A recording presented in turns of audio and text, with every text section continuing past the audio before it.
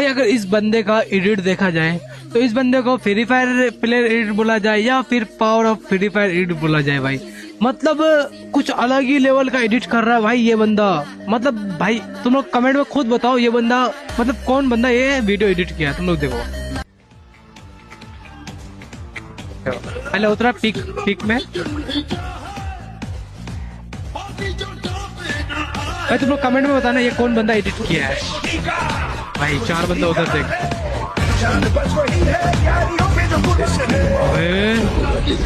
देख लो 3D animation भाई flat में है